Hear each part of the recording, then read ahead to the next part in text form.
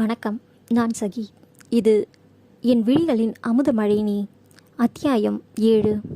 நீந்தி கடக்கும் ஆழமில்லை, நடந்து போகும் தூரமில்லை, மலையேறி மூச்சிறைக்கும் அவசியமில்லை. தோகை அவள் மறைந்து கொண்டாள் மேகக்கூட்டத்தில். வானவில் படியேறி வந்து சேர்வேன் உன்னை காண. ஒரு வழியாக வீடு வந்து சேர்ந்திருந்தாள் வியனி. என்ன என்ன என கேள்வியால் துளைத்த விஜயனிடம் இருந்து தப்பித்து வந்ததே பெரும் பாடாகி போனது. என்னாச்சு வினி, ஏன் பாதிலேயே கேள்வி நிறுத்திட்ட? நாளைக்கு வரேன்னு சொல்லிட்ட, என்னன்னு சொல்ல. கேள்வியை மறந்துட்டியா, இல்லை அவர் சொன்ன பதிலே மறந்துட்டியா? இப்போ சொல்ல புரியா இல்லையா? அவன் கேள்விகளில் பொங்கி எழுந்த வியனி, இதை பார் விஜய், நான் ஏன் பயப்படணும்? அவருக்கு என்ன கொம்பா முளைச்சிருக்கு? இன்னைக்கு இது போதும்னு தோணுச்சு, அதான் வந்துட்டேன். ஆனால் வியனி, அவருக்கு நாளைக்கு நமக்கு டைம் கொடுக்க விருப்பப்படணுமே. இல்லை முடியாதுன்னு சொல்லிட்டா? சொல்லட்டும், நான் ஒன்றும் அவரை இன்டர்வியூ கேட்டு போகலை. ஆமாம், அவர் தான் இன்டர்வியூ தரேன்னு சொன்னார்.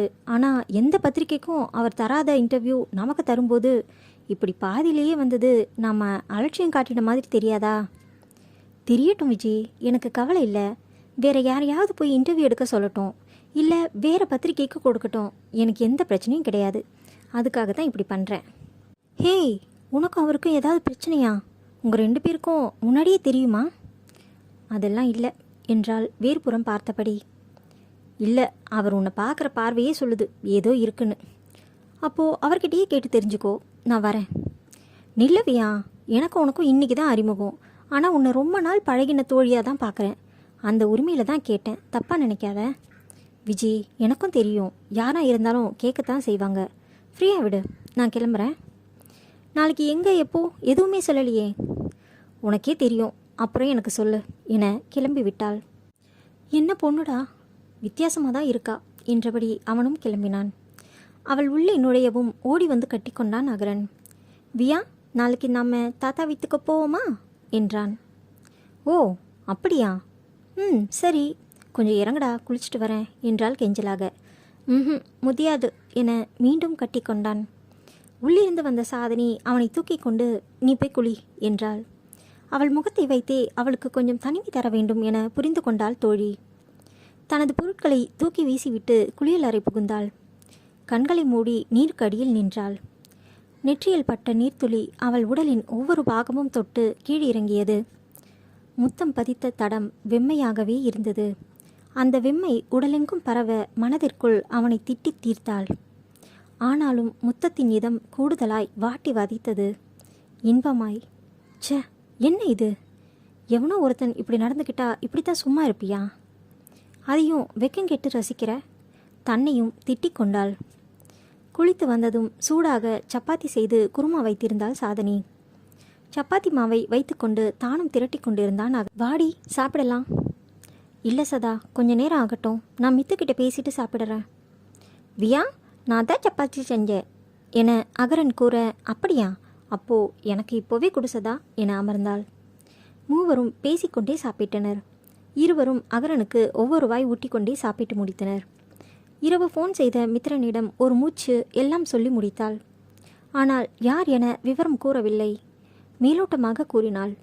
அவள் கூறுவதை பொறுமையாக கேட்டவன் விரைவில் தான் வருவதாக கூறி ஃபோனை வைத்தான். அகரனிடம் விளையாடிவிட்டு அவன் உறங்கியதும் தோழிகள் இருவரும் படுத்தனர். எப்படியும் சதா கேட்பாள் என தெரியும். ஆனால் வியனி உறங்காமலே படுத்திருந்தாள். என்னாச்சுடி, அவரை பாத்தியா? என்ன பேசினார்? நீ என்ன பேசின? அவள் கேள்விகளை அடுக்கினாள். ஆட, என்னோட அமைதி பூங்கா என்ன இன்னைக்கு அதிரடியாக கேள்வி அடுக்குது என்றாள் வியனி. இல்லடி, குட்டி முன்னால் பேசக்கூடாதுன்னு இவ்வளோ நேரம் அமைதியாக இருந்தேன். அதுவே என்னால் முடியலை, அதான் சொல்லுடி என்றாள் ஆர்வமாக. முதல்ல என்ன கேட்டேன்? அவரை பாத்தியான்னு. நீ கூட பாத்தியே அவார்ட் ஃபங்க்ஷனில். அப்புறம் என்ன கேட்டேன்? என்ன பேசினார்னு. கேட்ட கேள்விக்கு பதில் சொன்னார். நான் கேள்வி கேட்டேன். இதுதான் இப்போவும் எப்போவும் எங்களுக்குள்ளே இருக்க போகிறது, இவ்வளவு தான். நாளைக்கு ஒரு நாள் இன்டர்வியூ இருக்குது. அதுக்கு பிறகு அவரும் நானும் சந்திச்சுக்க போகிறதில்ல. மித்து வந்ததும் இந்த ஊரை விட்டு போயிடுவேன் என்றால் இறுதியாக. என்னடி சொல்கிற? எதுக்கு இவ்வளோ அவசரப்படுற? இப்போ என்ன ஆச்சு? என்ன ஆகணும் சதா? நான் அவரை பார்க்கவே கூடாதுன்னு இருக்கேன். ஆனால் அவரை பார்த்தாலே நான் நானாக இருக்க முடியலை. இன்றைக்கி கூட அவர் இங்கே இங்கே என்ன நெற்றியை தொட்டு காட்டியவள் கிஸ் பண்ணாரு. நான் பேசாமல் அதை ரசிச்சுக்கிட்டு இருந்தேன் என தடுமாறினாள். இதே மாதிரி நடந்தால் நான் என்னையே இன்னொரு முறை இழக்க நேர்ந்தாலும் ஆச்சரியம் இல்லை. நான் அவர் முன்னாடி ரொம்ப ஸ்ட்ராங்காக காட்டிக்கிறேன். ஆனால் அதெல்லாம் அவரை விலக்கி நிறுத்தி வைக்கிற வரைக்கும் தான். அவர்கிட்ட வந்தாலே தடுமாறுறேன். அந்தளவுக்கு பலவீனமாக இருக்கேன். இது என்னையே நான் சோதிச்சுக்க ஒரு வாய்ப்பு. நாளைக்கு ஒரு நாள் இன்டர்வியூ இருக்குது. அதையும் முடிச்சிட்டேன்னா அதுக்கப்புறம் அவரை பார்க்கவே மாட்டேன், அவரை நினைக்கவே மாட்டேன் என்றவள் பட்டென எழுந்து அறைக்குள் சென்று விட்டாள். வார்த்தைக்கு வார்த்தை அவரை பார்க்க மாட்டேன், பேச மாட்டேன், விலகி போயிடுவேன்னு சொல்கிறாளே. ஆனால் அவன் நினப்பில் இருக்கிற அவரை எப்படி விலக்கி வைக்க போகிறா? அவருக்கு பிடிச்ச மாதிரி தானே வாழ்ந்துட்டு இருக்கா. அவருக்கு பிடிச்ச பைக், பிடிச்ச வேலை, இப்படி எல்லாமே செய்துட்டு அவரை விட்டு விலகி இருக்கிறேன்னு வாயால் மட்டும் சொல்கிறா. கடவுளே, என் வியாவுக்கு நல்லது நடக்கணும். எப்படி செய்வீங்க அதெல்லாம் தெரியாது. போதும், அவளோட கஷ்டங்கள், கண்ணீர் எல்லாம் போதும். வெறும் பார்வைக்கு சிரிக்காம அவள் உள் மனசோட ஆழத்திலிருந்து சிரிக்கணும். அந்த நாளை சீக்கிரம் கொடுங்க. கடவுளிடம் வேண்டிக் கொண்டாள் தோழிக்காக. வியா, நீ வரலையா என கேட்டபடி வந்தான் அகரன். எங்கடா? தாத்தா வீட்டுக்கு.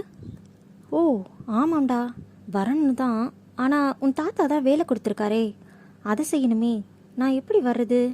ஓ அப்படியா, நான் தாத்தாட்ட போன் பண்ணேன் என ஓடினான். டேய் நில்லுடா என இவளும் அவன் பின்னே ஓடினாள்.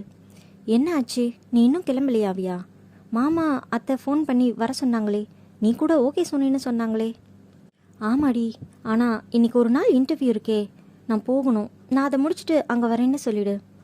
சரி, நான் சொல்லிக்கிறேன் என்றாள் சதா. அதெல்லாம் முடியாது, வியா வதனும் பிடிவாதம் பிடித்தான் அகரன். அகரன் குட்டி சமத்து தானே, சொன்னா கேட்கணும் என சதா எவ்வளவு சொல்லியும் அவன் கேட்கவில்லை. முகத்தை தூக்கி வைத்து கொண்டு இருந்தான். அதை பார்த்த தோழிகள் இருவரும் சிரித்து கொண்டனர். அப்படியே அப்பன மாதிரியே என்றாள் வியனி. ஏதோ தோன்ற பட்டென சதாவை பார்த்தவள் சாரிடி எனவும் கூறினாள். விடுடி, உனக்கு சட்டுன்னு வந்துடுது, அதுக்கு என்ன பண்ண முடியும்?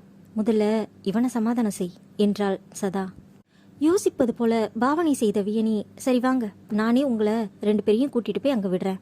அப்படியே கொஞ்ச நேரம் இருந்துட்டு கிளம்புறேன், சரியாடா என்றாள் குட்டியிடம். என தலையாட்டினான். மூவரும் கிளம்பி சென்றனர். வாசலிலேயே எதிர்பட்டார் நடேசன். வாங்க வாங்க பெரிய மனுஷங்களா வாங்க என்றார். என்ன மாமா, நாங்கள் என்ன புதுசாவா வரோம்? வாரத்துக்கு 3 நாள் இங்கே வந்து அத்தையை பார்த்துட்டு தான் போகிறோம் என்றாள் சாதனி. அதற்குள் அகரன் உள்ளே ஓடியிருந்தான். உள்ளிருந்து ஒரு பெண்மணி வர அவர் கைப்பிடித்து இழுத்து வந்தான் அகரன். எதுக்கு வெளியே நின்றுட்டு பேசுறீங்க? உள்ளே வர வேண்டியதுதானே என்றபடி வந்தார் அருணா, நடேசனின் மனைவி. அனைவரும் உள்ளே சென்றதும் குட்டி வாண்டு தன்னுடைய பொம்மைகளை எடுத்து விளையாடத் தொடங்கினான். பொதுப்படையாக சிறிது நேரம் பேசிக்கொண்டிருந்தார்கள். அதன் பிறகு வியா கிளம்புவதாக சொன்னாள். என்னம்மா, அதுக்குள்ளே எங்கே போற என்றார் அருணா. ஆண்டி, கொஞ்சம் வேலை இருக்கு என்றபடியே நடேசனை பார்த்தாள். ஓ, உங்க அங்கிள் வேலை கொடுத்துருக்காரா என்று நடேசனை முறைத்தார் அருணார். ஏன் வியனி, எத்தனை நாளா இவகிட்ட மாட்டி விடணும்னு இருந்த என சிரித்தார் நடேசன். அப்படி ஒன்றும் நான் போட்டு கொடுக்கவே ஆரம்பிக்கலையே அங்கிள். எனக்கு வேலை வந்தா அது நீங்கள் கொடுக்கறதா தான் இருக்கும்னு ஆண்டிக்கு தெரியும் என்றால் சிரித்தபடி. என்னங்க, லீவு நாளில் கூட பிள்ளைய வீட்டில் இருக்க விடாம என கடவன் மீது பாய்ந்தார் மனைவி. நான் ஒன்றும் என அவர் தூங்கும் முன், இல்லை ஆண்டி, நேத்தே முடிக்க வேண்டிய வேலை, நான் தான் இன்னைக்கு தள்ளி போட்டேன், அதை முடிச்சுட்டு சீக்கிரம் வந்துடுறேன் என்றாள். மதியம் சாப்பிட வந்துடணும், சரியா? சரி ஆண்டி, பை அங்கிள். ஆமாம், நல்லா போட்டு கொடுத்துட்டு போகிற, பை வேற என்றார் நடேசன். வேற எந்த வழியிலையும் உங்களை மடக்க முடியலையே, அதான் என கண் சிமிட்டினாள். சரி சரி, நான் கிளம்புறேன், பை சதா, பைடா ஆகிறா என கூறிவிட்டு ஓடிவிட்டாள். சாதனி அப்புறம் என தொடங்கினர் இருவரும். அவளோ இடுப்பில் கை வைத்து முறைத்து கொண்டு நின்றிருந்தாள். என்னம்மா? ஆமாம், உங்கள் 2 பேருக்கும் இப்போதான் நான் கண்ணுக்கு தெரியுறேன், அப்படி தானே? இவ்வளவு நேரம் அவளை கொஞ்சிட்டு அப்புறம் என்ன பார்க்குறீங்க? அதென்னம்மா அப்படி சொல்லிட்ட? வேற எப்படி சொல்கிறது? உங்கள் மகனுக்கும் அவள் தான் முக்கியம், அடுத்தது தான் நான், உங்களுக்கும் அவள் தான் முக்கியம் என்றாள் சினுங்களாக. அப்படியெல்லாம் இல்லைம்மா, உங்களை நான் இங்கே தானே தங்க சொன்னேன். அவள் முடியாதுன்னு போயிட்டா, அவள் பின்னாடியே நீயும் போயிட்ட, உனக்கும் அவள் தானே முக்கியம் என்றார் அருணா. தோழிக்காகத்தானே ஒரே ஊரில் இருந்தும் மாமனார் மாமியாரை விட்டு தனியே இருக்கிறாள். போங்க, நீங்கள் யார் வேணும்னாலும் அவளுக்கு சப்போர்ட் பண்ணுங்க, ஆனால் எனக்கு என் பிள்ளை இருக்கான் என கூறினாள். அவர்கள் மூவரும் சிரிக்க என்னவென்றே தெரியாமல் அகரனும் சிரித்தான். அவனை பார்த்தவர்கள், நீ எதுக்குடா சிரிக்கிற என கேட்க, நீங்க சிச்சா நானும் சிச்சேன் என மழலையில் கூறினான். அவனை அணைத்து கொண்டபடியே நால்வரும் சிரித்தனர். வண்டியில் வந்து கொண்டிருந்த வியனியை தொடர்பு கொண்டான் விஜயன். என்ன விஜி என்றாள். நீ எங்கே இருக்க? நான் ஆர்கே சார் வீட்டுக்கு வந்துட்டேன். வந்துட்டு தான் இருக்கேன், வெய். சார் இப்போ வந்துடுவா, உங்களுக்கு ஒன்றும் அவசரம் இல்லையே என்றான் அவன் முன் கோபமாக இருந்த ராகவை பார்த்து. இல்லை, அவங்க பொறுமையாக வரட்டும், நான் காத்திருக்கேன். அவன் சொன்ன விதமே அவனுடைய கோபத்தை சொல்லியது. விஜயன் ராகவை பற்றி கேள்விப்பட்டிருக்கிறான். அவன் காலதாமதத்தை ஏற்க மாட்டான். ஆனாலும் இந்த வியனி ரொம்ப மோசம். இவரை கொஞ்சம் கூட மதிக்க மாட்டேன்றா. அது கூட பரவாயில்ல, என்ன வேற இந்த சிங்கத்துக்கிட்ட மாட்டி விட்டுட்டா புலம்பினான் மனதிற்குள். வெளியே பைக் சத்தம் கேட்கவும் இவனுக்கு போன உயிர் திரும்ப வந்தது போல இருந்தது. அப்பாடா வந்துட்டா குட்டி சாத்தான் என எழுந்து போக ராகவ் அவனை கையமர்த்தி உட்கார சொன்னான். தானே எழுந்து வாசலுக்கு சென்றான். ஒரு கையில் ஹெல்மெட் எடுத்துக்கொண்டு மறு கையால் கலைந்த முடியை கொண்டையிட முனைந்தபடியே வந்தவள் இவன் நிற்பதை கவனிக்கவில்லை. படிகளில் ஏறும்போது இவன் கால்களை பார்த்தவள் அவன்தான் என அறிந்து நிமிர அடுத்த நொடி ஒரு கையால் அவளை தூக்கி தூண் மறைவில் நிறுத்தினான். அவனை நிமிர்ந்து பாராமல் விலக முயல அவனின் பிடி இறுகியது. யாராவது வந்துவிடப் போகிறார்கள் என சுற்றுமுற்றும் பார்த்தவரே அவனின் கைகளை விலக்க முயன்றாள். வியூ, இங்கே பாருடி என்றான். அவள் பாராமல் நிற்கவும் அவள் கூந்தலில் கைவிட்டு கலைத்தான். ஒரு கையால் அவள் கையையும் மறு கையால் பிடரி முடியையும் இறுக்கி பிடித்தான். அவன் முகத்தை பார்க்க செய்தான். அவள் அப்போதுதான் அவனை நிமிர்ந்து பார்த்தாள். அந்த காந்த கண்களில் சிக்குண்டாள். புருவம் சுருக்கி அவன் பார்க்கும் பார்வையில் உயிரின் அடிவரை ஒளி கொண்டு செதுக்குவது போல உணர்ந்தாள். வியூ, என் பொறுமையை ரொம்ப சோதிக்காதடி. நான் உன்னை எப்படியும் என்கிட்ட வர வச்சிடுவேன். ஆனால் அது தேவையில்லாத விளம்பரத்தில் கொண்டு போய் விட்டுடும். அதனால தான் அமைதியாக இருக்கேன். நீ என்னை ரொம்ப சீண்டி பார்த்தா உனக்கு தான் வலி அதிகமாக இருக்கும். அவன் கூறிய கடைசி வார்த்தையில் மாயவளை அருந்தது போல தலையை உலுக்கி கொண்டாள். வலியா?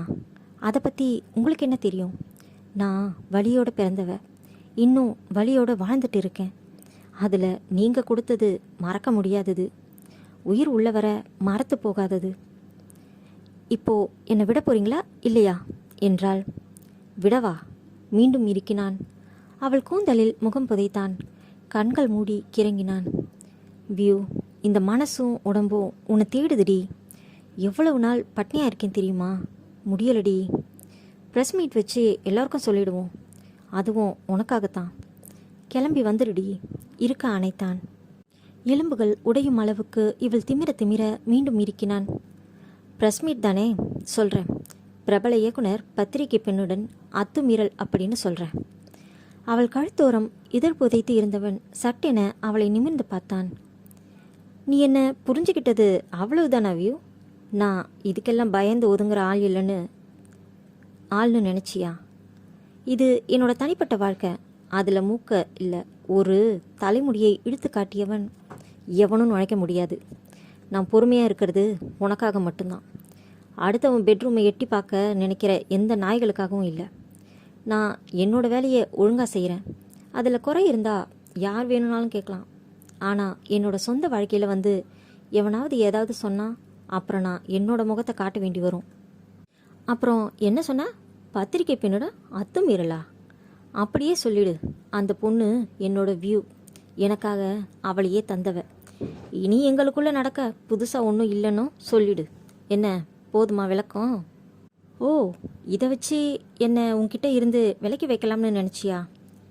சாரி டு சே, நீ இன்னும் வளரணுண்டி என்றவன் அவள் பதில் உரைக்கும் முன் இதழை அடைத்திருந்தான் தன்னிதழால். அத்தியாயம் 8. உன் தோளில் புரண்டு தவிழும் கூந்தலுக்கும் விரல்களை மீறி வளரும் நகங்களுக்கும் நான் எதிரிதான். என்னை விட அதிகம் உன்னுடன் உறவாடுவதால். இப்படித்தான் நிகழ வேண்டும் என தீர்மானித்து நடப்பதல்ல காதல். எந்த நொடி பற்றி கொள்ளுமோ அதற்கே தெரியாது. பற்றிய பின் எந்த நொடி அணைக்க இயலுமோ அதுவும் தெரியாது. அதில் கரைந்து நாம் காணாமல் போனாலும் நம்மை விடாது, மீண்டும் மீண்டும் கண்டெடுக்கும். அவள் விரல் நகங்கள் அவன் தோளில் அழுந்தி பதிய அதை சற்றும் சட்டை செய்யாமல் இதழின் இனிமையை ரசித்தபடி இருந்தான் ராகவ். அவளும் எத்தனைதான் போராடுவாள். கண்ணுக்கு தெரிந்த எதிரி அல்லவே. கண்களுக்கு புலப்படாமல் கருத்தில் பதிந்த காதலாயிற்றே. விலக்கி நிறுத்தச் சொல்லி மூளை ஆணையிட்டாலும் வேண்டுமென கேட்கும் மனமே இங்கு ஜெயிக்கிறது. எங்கோ எச்சரிக்கை மணி அடிக்க ஹெல்மெட்டை அவன் காலில் போட்டாள் வியனி. ஆ! அந்த வழியை வெளிப்படுத்தியவன் அவளை ஆன மட்டும் உரைத்தான். கிடைத்த இடைவெளியில் விலகிட நினைத்து நகர்ந்து போக அதற்கும் விடாமல் கரம் பற்றி இழுத்தான். அதற்குள் உள்ளிருந்து விஜயன் சிவா இருவரும் வரவும் அப்படியே பிடித்த கையை மறைத்தபடியே அவளை அருகையே நிறுத்தி கொண்டான். சார், ஷூட்டுக்கு டைம் ஆச்சு, கிளம்பணும் என்றான் சிவா. அதை இவங்க கிட்ட சொல்லு சிவா என்றவன் அவள் கையை விடுத்து உள்ளே சென்றான். ஏன் வியனி இவ்வளோ லேட்டு? அவர் ரொம்ப நேரமாக காத்துட்டு இருக்காரு. அவன் பற்றியிருந்த கை லேசாக சிவந்திருக்க அதை தடவியபடியே அவன் போன திக்கை பார்த்தாள் வியனி. பாரு விஜி, நான் வெயிட் பண்ண சொல்லலை. அவராக தானே கூப்பிட்டு இன்டர்வியூ கொடுக்குறாரு. அதுக்கு நான் என்ன பண்ண முடியும்? என்னோட வேலையும் எனக்கு முக்கியம்தான். அதை அப்படியே விட்டுட்டு வர என்னால் முடியாது. வேணும்னா இதோட இன்டர்வியூ முடிச்சுக்கலாம் என்றபடி திரும்ப ராகவ் அங்கே நின்றிருந்தான். அவனை பார்த்தவள், வா விஜி போகலாம் என கிளம்ப, வியா நில்லு, இங்கே பாரு, எனக்கு இது வேலைக்கு சேர்ந்து முதல் வேலை. இதையே ஒழுங்காக சொல்லனா எப்படி? ப்ளீஸ் வா வியா என்றான் விஜி. ராகவ் எதிரில் அதை மறுக்கவும் முடியாமல் எதுவும் பேசவும் முடியாமல் இருந்தாள் வியனி. வா வந்து தொலை என முடித்து கொண்டாள். அவள் உள்ளே செல்ல அவளை கை நீட்டி தடுத்தான் ராகவ். இவள் ஏறிட்டு பார்க்கவும், என்ன, அவன் ரெக்கமெண்டேஷன் எனக்கு ஒன்றும் தேவையில்லை, நீ கிளம்பு என்றான். தோள்களை குலுக்கியவள் திரும்பி வந்தாள். விஜயன் வந்து அவனிடம் ஏதோ பேசினான். வாவியா போகலாம் என்றான். சரி என நடந்தாலும் அவளுக்கு உள்ளுக்குள் ஏதோ ஏமாற்றமாக இருந்தது. அவன் வேண்டாம் போ என்றது மனதினுள் வலித்தது.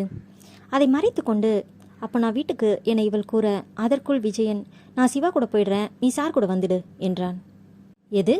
இவள் பார்க்க, ஆமாம்யா, சாருக்கு முக்கியமான ஷூட் இருக்கான், அதனால் நாமளும் அவர் கூடவே இன்னைக்கு நாள் பூரா இருந்து அவரை இன்டர்வியூ பண்ணி ஆர்கேவுடன் ஒரு நாள் அப்படின்னு டைட்டிலோட கவர் ஸ்டோரி போட்டலாம் என்றான் உற்சாகமாக. எப்படி என்னோட ஐடியா என காலரை வேறு தூக்கிவிட்டு கொண்டான். அவனை அட சதிகாரா என்ற ரீதியில் பார்த்தவள், இது யாரோட ஐடியா என திரும்ப கேட்டாள். ஏன், என்னோடது தான், எடிட்டர் சார்கிட்ட கூட பேசிட்டேன், ஓகே சொல்லிட்டாரு என்றான். ஓ அப்படியா?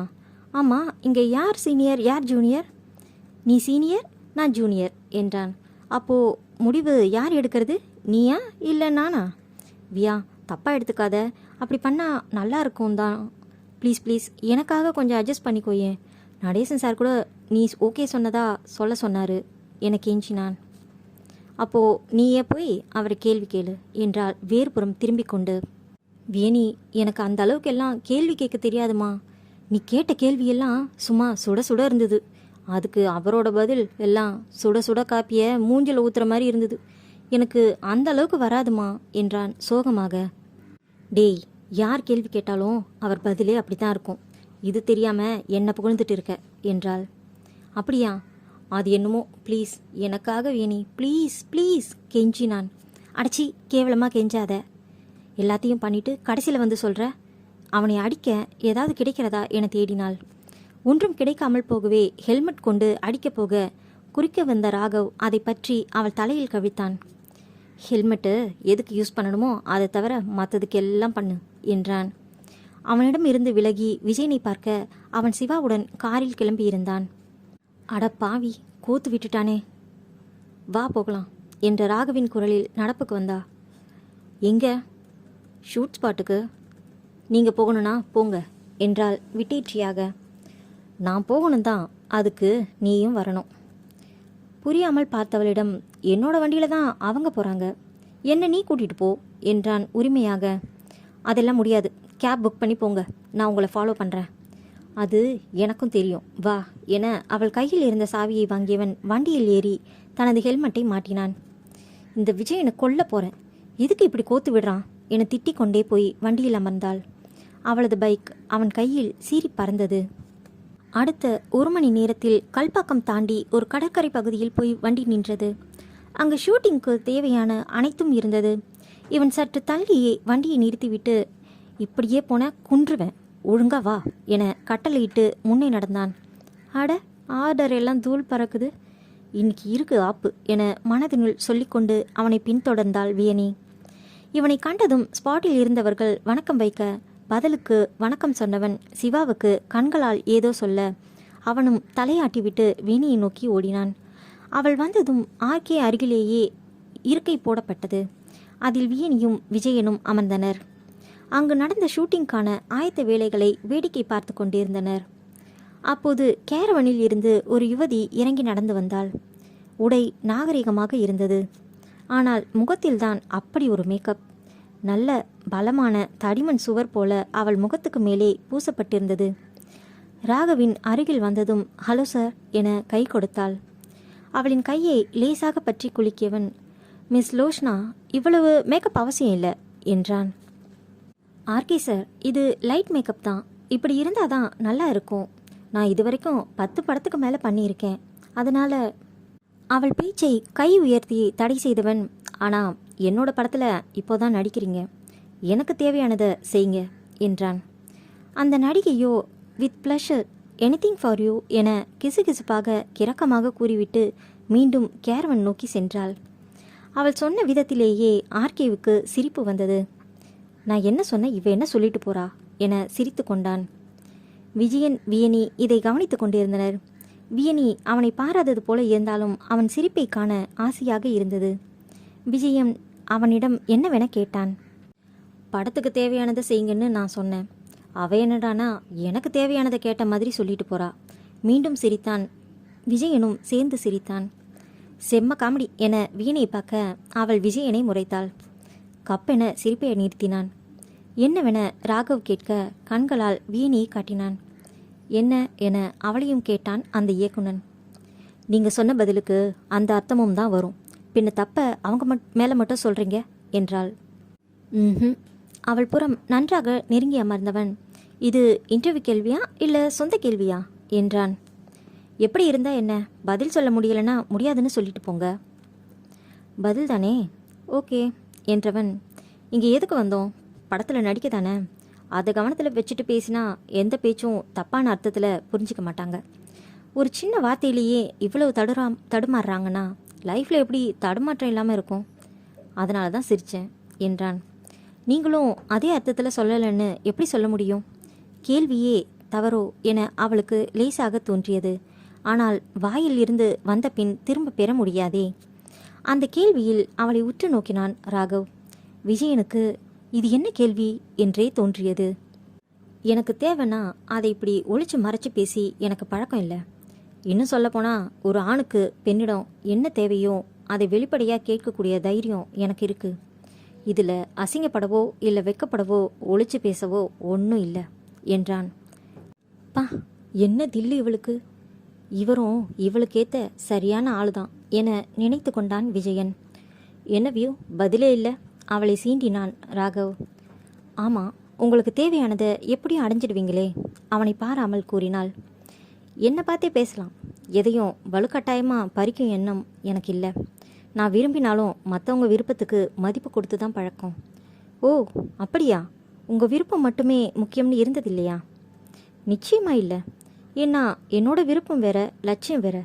லட்சியம் அதை யாருக்காகவும் விட்டு கொடுக்கக்கூடாதுன்னு நினச்சது உண்மைதான். அதுக்காக நான் இழந்ததும் அதிகம் என்றவன் அருகில் இன்னும் நெருங்கி, உன்னையும் சேர்த்துதான் என்றான் மின்குரலில். வியனி தவித்து போனாள். அவன் அருகில் வந்து கூறியதும் பழையவை அனைத்தும் நினைவடுக்கில் வலம் வர தொண்டை அடைத்தது. கண்கள் கலங்கி எச்சில் கூட விழுங்க முடியாமல் தொண்டையை யாரோ இறுக்கி பிடிப்பது போல இருந்தது. அவள் தடுமாற்றம் கண்டவன் யாரையோ அழைத்து ஏதோ சொன்னான். உடனே லேசான குளிர்ச்சியுடன் எலுமிச்சை சாறு வந்தது. குடி அவளிடம் தந்தான். அவளுக்கும் அது தேவை போல் இருக்க ஒன்றும் பேசாமல் எடுத்து குடித்தாள். இதை பார்த்த விஜயன் என்னடா இது என விழித்தான். வீட்டில் தண்ணீர் கூட அருந்தாதவள் இன்று சட்டென எடுத்து குடிக்கவும் அவளையே பார்த்தான். அவள் ஒருவாறு தன்னை சமன் செய்து கொண்டு கேள்விகளை நோட்பேடில் குறித்து கொண்டிருந்தாள். ராகவ் அவன் வேலையை பார்த்து கொண்டிருந்தான். விஜயன் கேமராவை எடுத்து ஸ்டில்ஸ் எடுத்து கொண்டிருந்தான்.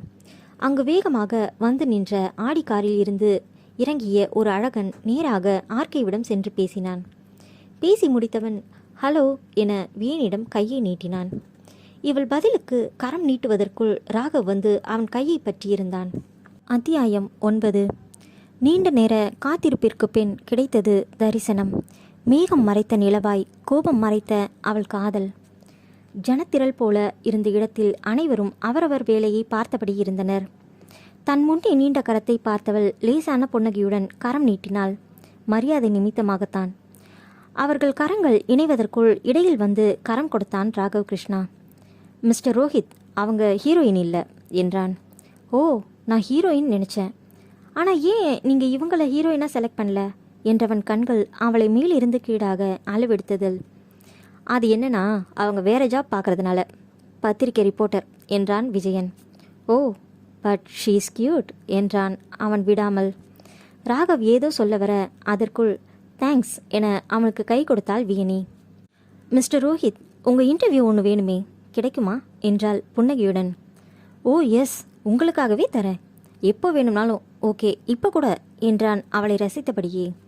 ஓ தேங்க்ஸ், ஆனால் இன்னைக்கு ஆர்கே சார் இன்டர்வியூ இருக்குது, இன்னொரு நாள் கண்டிப்பாக டைம் கொடுக்கணும் என்றாள்.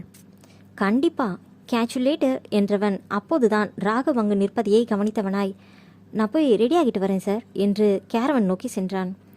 ராகவ் ஒரு நிமிடம் அவளையே பார்த்திருந்து விட்டு அங்கிருந்து அகன்றான். விஜயன் வியனியை வித்தியாசமாக பார்த்துவிட்டு, அவனோட இன்டர்வியூ நமக்கு தேவையா என்றான். கண்டிப்பாக இப்போ இல்லை, ஆனால் ஃப்யூச்சரில் தேவைப்படும் என்றால். அவன் புரியாமல் பார்க்கவும், ஆமாம் விஜி, ஆர்கே படத்தில் நடித்த பிறகுதான் அவனெல்லாம் இன்டர்வியூ எடுக்கவே தகுதி அடைவான் என சிரித்தாள். நீ இருக்கப்பாரு, நிஜமாவே நீ ஒரு மாஸ்டர் பீஸ் தான் என சிரித்தாள். அந்த வார்த்தையில் என்ன உணர்ந்தாளோ, அல்லது அந்த வார்த்தை எதை அவளுக்கு நினைவுபடுத்தியதோ, ஆனால் ஒரு வினாடி கண்கள் கலங்கி மீண்டும் தன்னை நிலைப்படுத்தி கொண்டாள். அன்று ஏதோ ஹீரோயினுக்கு இடையே வாக்குவாதம் பண்ணும் காட்சி எடுக்கப்பட்டது. இடையே கிடைத்த நேரங்களில் இவர்களுடன் அமர்ந்தவன் பேட்டியும் கொடுத்தான். திரைத்துறைக்கு பின்னால் நீங்கள் யார்? நான் எங்கேயும் நானாக தான் இருக்கேன். ஒரு ரசிகன், உறவினன், தோழன், என்னை உயிரா நேசிக்கும் ஒருத்தியின் உயிரானவன், காதலன், அவ்வளவுதான் சாதாரணமாக கூறினான். ஒரு ரசிகன் எப்படி இருக்கணும்? ரசிகனுக்கு வரமுறை இல்லை, ஏன்னா ஒவ்வொருத்தருக்கும் ரசனை மாறும். ஆனால் ரசிக்க மட்டுமே இல்லாமல் அதோட உண்மைகளை கண்டறிஞ்சு புரிஞ்சுக்கிட்டா நல்லா இருக்கும். உங்களோட படைப்புகளில் உங்கள் வாழ்வியல் எந்த அளவுக்கு கலந்திருக்கு? உண்மையாக சொல்லணும்னா என்னோட ஒவ்வொரு படைப்பிலையும் ஏதோ ஒரு விதத்தில் நான் இருப்பேன். என்னை சார்ந்த விஷயங்கள் இருக்கும். நான் தனியாக எதையும் கொண்டு வரலை. என்னோட தாக்கம், அனுபவம், இதுதான் என்னோட படைப்புகளாக இருக்கும். அவள் அடுத்த கேள்வி கேட்கும் முன், சார் ஷார்ட் ரெடி, ஒரு உதவியாளன் அழைக்க இவளை பார்த்தபடியே வரேன் என எழுந்து சென்றான். ஏன் வியா, இந்த உங்களுக்கு எந்த ஹீரோயின் பிடிக்கும், எந்த ஹீரோவை வச்சு படம் எடுக்க ஆசைப்படுறீங்க, அப்படியெல்லாம் கேட்க மாட்டியா என்றான் இவர்களை கவனித்து வந்த விஜயன். ஓ ஆமாம், அதை மறந்துட்டேன் பாரேன். சரி, இந்த கேள்வியை குறித்து வச்சுட்டு நீயே கேளு என ஊக்கப்படுத்தினாள். நிஜமாவா? ஆமாம், நீயே கேளுடா, நீயும் ட்ரெயின் ஆகணும் தானே. ஓகே, அப்போ கேட்டுக்கிறேன். இன்னும் நிறைய கேள்வி இருக்குது, குறித்து வச்சுக்கிறேன் என ஆர்வமாக குறித்து கொண்டான். அந்த நடிகையிடம் மேக்கப்பை குறைக்க சொல்லி போராடவே ராகவுக்கு பாதி நேரம் பிடித்தது. இதில் ஹீரோ வேற அவனை படுத்தி எடுத்தான். இதை விட்டுட்டு 4 கழுதை வாங்கி மேய்க்கலாம் போல இருந்தது ராகவுக்கு. ஓய்ந்து போய் வந்து நாற்காலியில் அமர்ந்தான். வியனி விஜயனிடம் கேளு என கண்ணசைத்தாள். சார், உங்களுக்கு எந்த ஹீரோயின் பிடிக்கும்? ஆர்வம் மேலிட கேட்டான் விஜி. அதை கேட்டதும் விஜயனை பார்த்தவன் வியனியை ஒரு பார்வை பார்த்தான். எனக்கும் இதுக்கும் சம்மந்தம் இல்லை அப்படி என்பது போல் வேறு பக்கம் பார்த்து கொண்டு அமர்ந்திருந்தாள் அவள். என்ன கேட்டீங்க என்றான். உங்களுக்கு எந்த ஹீரோயின் பிடிக்கும் தெளிவாக மீண்டும் கேட்டான். ஒரு நிடம் உச்சி இழுத்து விட்டவன், ஏன் விஜய், என்னை பார்த்தா எப்படி தெரியுது என்றான். இவர் ஏன் இப்படி கேட்குறாரு என யோசித்தவன், உங்களுக்கு என்ன சார், சூப்பராக ஹேண்ட்ஸமாக இருக்கீங்க, பேசாமல் நீங்களே நடிக்கலாம் என அளந்து விட்டான். ஓ, அப்போது கூட நடிக்கிற பொண்ணுங்களையெல்லாம் ரூமுக்கு கூட்டிகிட்டு போயிடலாம் அப்படித்தானே என்றான். சார் என திகைத்தான் விஜயன். நான் படம் எடுக்கிறேன், என்னோட கதைக்கு யார் ஒத்து வருவாங்க, யார் கேரக்டர் நல்லா பண்ணுவாங்க, இப்படி தான் யோசிப்பேன். எனக்கு பிடிச்சவளா தேடி பிடிக்க இங்கே என்ன என வாயில் வந்ததை அப்படியே நிறுத்தினான். அவன் என்ன சொல்லியிருப்பான் என விஜயனால் யூகிக்கவே முடியவில்லை. சொன்னவன் பட்டென எழுந்து போய்விட்டான். இப்போ என்ன கேட்டேன்னு இவர் இப்படி கோவப்படுறாரு, எல்லாரும் எப்பவும் கேட்குற கேள்விதானே என வாய் விட்டு புலம்பினான். அதுவரை பேசாமல் சிரிப்பை அடக்கி கொண்டிருந்த வியனி அதற்கு மேல் முடியாதென சிரித்து விட்டாள். அவள் கலகல நகையொலியில் ஒன்றும் புரியாமல் விஜயன் பார்க்க 4 விழிகள் அதனை ரசனையோடு பார்த்திருந்தன. அப்போதே ஆர்கிவுக்கு புரிந்து போனது இது இவள் வேலைதான் என்று. ஆனாலும் அவளின் சிரித்த முகம் அதையெல்லாம் மறக்கச் செய்தது. சிரித்து சிரித்து கண்களில் கண்ணீர் நிறைந்தது. அதை விரலால் சுண்டிவிட்டவள் திரும்பி பார்க்க அங்கே விஜயன் கொலைவெறியுடனும் ராகவ் காதலுடனும் ரோஹித் ஆர்வத்துடனும் பார்த்திருந்தனர். சட்டென சுதாரித்து கொண்டவள் வேறுபுறம் திரும்பிக் கொண்டு வேலையை பார்க்க ஆரம்பித்தாள். திடீரென கருமேகங்கள் சூழ்ந்து தங்கள் பணியை சிறப்பாக செய்ய துவங்கின. அனைவரும் எல்லாவற்றையும் எடுத்துக்கொண்டு கிளம்பினர். பீனியும் தன் பொருட்களை எடுத்துக்கொண்டு கிளம்பினாள். கேரவன் அருகே வரும்போது ரோஹித் எதிரே வந்தான். ஹேய் வாங்க, உள்ளே உட்காரலாம். இல்லை பரவாயில்ல, நான் கிளம்புறேன் இதமாக மறுத்தாள். எப்படி போவீங்க? நான் காரில் ட்ராப் பண்ணுறேன். It's okay. நான் அவள் கூறுவதற்குள் அவங்க என்னோட காரில் வரப்போகிறாங்க, நான் அவங்கள ட்ராப் பண்ணிக்கிறேன் என ராகவ் கூறினான். Oh okay sir, you guys carry on, we will meet later என கூறிவிட்டு கிளம்பினான். வா என ஒற்றை சொல்லை வீணிடம் கூறிவிட்டு முன்னே நடந்தான். நான் என்ன இவர் வீட்டு நாய்க்குட்டியா? கூப்பிட்டதும் இவர் பின்னாடியே போக முணுமுணுத்தாள். நீ என்ன நினைக்கிற எனக்கு தெரியும், ஆனால் அதை பற்றி நான் கவலைப்படலை, படமாட்டேன்னு உனக்கும் தெரியும். ஸோ வரியா என்றான். ஒரு மூச்சை வெளியிட்டவள் தலையை இடவளமாக ஆட்டிவிட்டு தனது பைக் நோக்கி போனாள். அவளை பார்த்தபடியே நின்றான் ராகவ் கிருஷ்ணா. விஜயன் அங்கே பைக் அருகே வாயில் விரலை வைத்தபடி யோசனையில் இருந்தான். அவன் அருகில் சென்றவள் என்னடா என்றாள். காலையில் வரும்போது நல்லா தான் இருந்தது, இப்போ ஸ்டார்ட் ஆக மாட்டேங்குது என்றான். எதே ஸ்டார்ட் ஆகலையா? ஆமாம் வியனி, காலையில் ஒரே கிக்கில் ஸ்டார்ட் ஆச்சே என்றான் சீரியஸாக. டேய் அது உன்னோடது வண்டியே இல்லடா என்றாள். என்னது என வண்டியை சுற்றி சுற்றி வந்து பார்த்தான். நீ சிவா கூட காரில் தானே வந்த என நினைவுபடுத்தினாள். அட ஆமாம் மறந்துட்டேன், சாரி என்றான். அதை அவர்கிட்ட சொல்லு என அருகில் நின்று முறைத்து கொண்டு இருந்தவரை காட்டிவிட்டு தனது பைக் நோக்கி போனாள். முறைத்தவரை பார்க்க பயமாக இருக்கவே நைஸாக அங்கிருந்து நழுவினான் விஜயன்.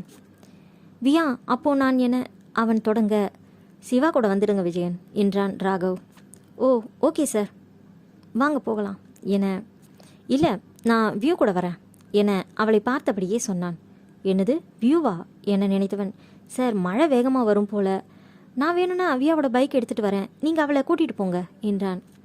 நான் யார் கார்லேயும் ஏற மாட்டேன் என்றவள் பைக்கை ஸ்டார்ட் பண்ணியிருந்தாள். எனக்கு அந்த மாதிரி கோட்பாடெல்லாம் கிடையாது, அதனால் நான் அவ கூட வரேன் என்றவன் ஹெல்மெட்டை மாட்டிக்கொண்டு அவள் பின்னே அமர்ந்தான். கண்ணாடி வழியாக அவனை முறைத்தவள் விஜயனை பார்த்து தலை சைத்து விட்டு கிளம்பினாள். சிவா எனக்கு ஒரு டவுட் இருக்குது, கேட்கலாமா? எனக்கும் அந்த டவுட் இருக்குது விஜய், ஆனால் பதில் தான் தெரியலை. நான் என்ன கேட்க போகிறேன்னு உனக்கு தெரியும். ஆர்கே சார் வியனி மேடம் ஏற்கனவே பழகினவங்களா இருப்பாங்களோன்னு தானே உன் டவுட்டு? எக்ஸாக்ட்லி.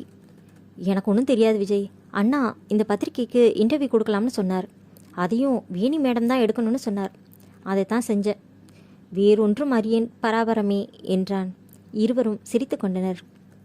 பூத்தூவலாய் பெய்த மழை ஊசியாய் உள்ளிறங்க அருகிருந்தவளை இறுக அணைக்க ஆவல் கொண்டு கைகள் பரபரத்தன. ஆனால் இருவருக்கும் இடையில் வியனியின் பேக் இருந்தது. வியனியின் உடை முழுவதும் நனைந்து உடலோடு ஒட்டி கொண்டது. சிறிது தூரம் வரை அமைதியாக வந்தவள் பைக்கை ஓரமாக நிறுத்திவிட்டு தனது பேக்கில் இருந்து ஒரு கோட்டை எடுத்து மாட்டிக்கொண்டு மீண்டும் ஓட்டினாள். கைகள் குளிரில் விரைக்க குளிர்காற்றும் சாட்டையடியாய் பெய்த மழையும் விரைவிலேயே அவளை பலமிழக்கச் செய்தது. கிழக்கு கடற்கரை சாலையில் வண்டிகள் சீறி பாய்ந்து சென்று கொண்டிருக்க சாலையில் கருத்த மலைப்பாம்பு போன்ற தோற்றமும் ஆங்காங்கே காணப்பட்ட சோடியம் விளக்குகளும் வழிநெடுகிலும் சாலையில் பதிக்கப்பட்டிருக்கும் ஒளிரும் வழிகாட்டிகளும் ரம்யமாகவே தோன்றின. ஆயினும் அதனை ரசிக்கும் மனநிலையில் வியனி இல்லை. அருகே அமர்ந்து வரும் அவனை எப்போதடா இறக்கிவிடுவோம் என தவித்தாள். உடல்கள் உரசவில்லை, கைகள் பிணையவில்லை, மூச்சு காற்று கூட தீண்டவில்லை. ஆனால் அவளை இம்சித்து கொண்டிருந்தான் அந்த மாயவன். அவ்வப்போது கண்ணாடி வழியாக அவனை பார்த்த போதெல்லாம் நிர்மலமான அவன் முகம் எதையும் காட்டவில்லை, எப்போதும் போல. அழுத்தம் மனதிற்குள் திட்டிக் கொண்டாள். வியூ வண்டியை நிறுத்து கூறினான் ஓரிடத்தில். நிறுத்திவிட்டு என்ன என்றாள். கொஞ்சம் உடம்ப சூடேற்றிட்டு அப்புறம் போகலாம் என்றான். எது? அவனை திரும்பி முறைக்க, ஹெல்மெட் அணிந்திருந்த அவள் தலையை தட்டி திருப்பி கையை காட்டினான். அவன் காட்டிய திசையில் இருந்தது ஒரு டீ கடை.